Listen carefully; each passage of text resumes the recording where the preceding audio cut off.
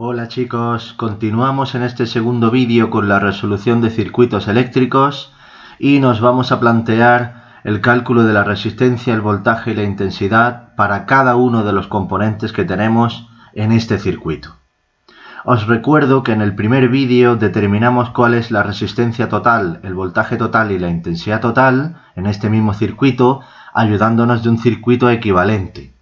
Si tenéis alguna duda, os dejaré el enlace al final de este vídeo para que vayáis a ver el primero de ellos en el que se calculaban todos estos valores. Ahora los vamos a tener como referencia aquí y vamos a centrarnos en el cálculo por componentes. Fijaos, lo más importante de todo es volver al circuito original y mi consejo es que primero hagáis aquellos componentes que están en serie y luego nos centraremos en aquellos que estén en paralelo. De esta manera, la mayoría de los circuitos se simplifican bastante. Pues bien, vamos a comenzar con la resistencia de 15 ohmios, la número 4, siguiendo el sentido que nos marca la intensidad de corriente. Esta resistencia tiene un valor de 15 ohmios, se trata solamente de copiar ese valor, esto va a ser lo más sencillo.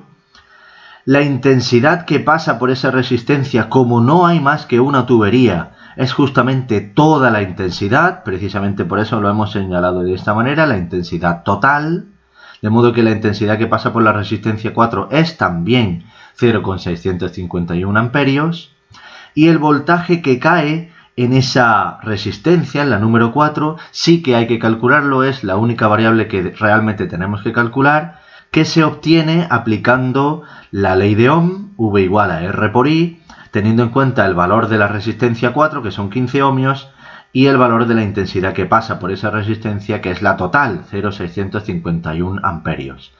En definitiva, nos queda un voltaje de 9,765 voltios en esa resistencia. De forma análoga nos planteamos el análisis para la resistencia 1. Fijaos que la 2 y la 3, que están en paralelo, las vamos a dejar para después. La resistencia 1 tiene un valor de 10 ohmios, ya está resuelta la R.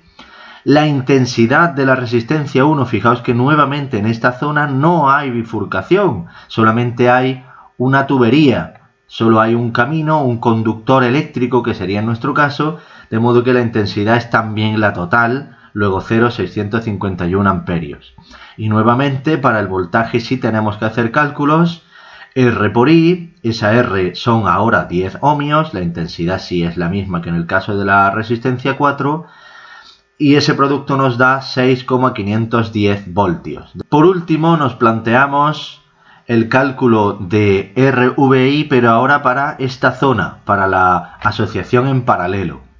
Bien, considerando la resistencia 2, fijaos que para la R serían 20 ohmios, que es su valor, y aquí tenemos que ser cuidadosos a la hora de analizar cuál es el voltaje que cae en esa resistencia 2. Os recuerdo que para una asociación paralelo, el voltaje que hay entre este punto y este otro es exactamente el mismo. De modo que el voltaje que cae para la resistencia 2 va a ser el mismo que el voltaje que cae para la resistencia 3. Fijaos que para calcular el voltaje que cae en la resistencia 2, podemos ayudarnos de un pequeño truco.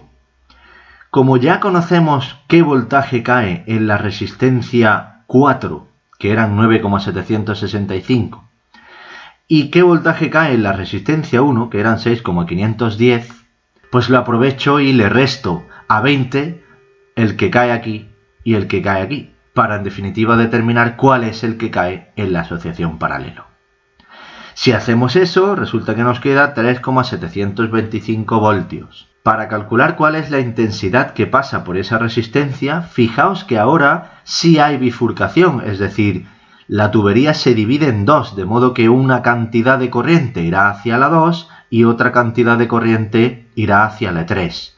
Por cierto, podremos comprobar numéricamente que la intensidad de corriente será mayor en el caso en el que la resistencia sea menor, es decir, cuanta menos oposición se presente al paso de la corriente, mayor corriente pasará por esa rama del paralelo. De nuevo, aplicando la ley de Ohm, Calculamos la intensidad que pasa por la resistencia 2, V partido por R, la V la acabamos de determinar, la resistencia ya la teníamos, 0,186 amperios.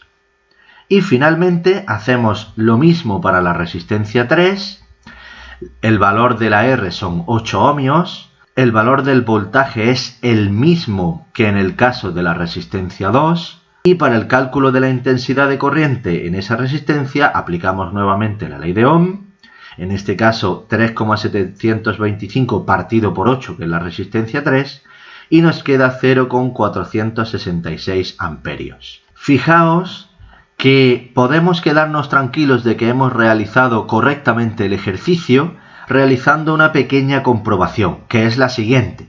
Si por esta tubería en total iban 0,651 amperios, al dividirse en las dos tuberías se nos quedó 0,186 y 0,466, pues la suma de esas dos nos tiene que dar obligatoriamente el total, salvo quizás una pequeña diferencia debida al redondeo de los resultados.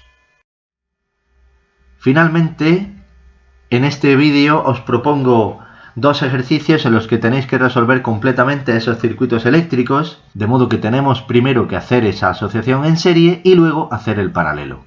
Y aquí en el caso B, fijaos que tenemos dos asociaciones paralelo y os aconsejo que os ayudéis de las resistencias equivalentes que se obtienen en cada una de ellas, porque así podréis obtener fácilmente cuál es el voltaje que cae en esa resistencia equivalente y por tanto en esa asociación paralelo.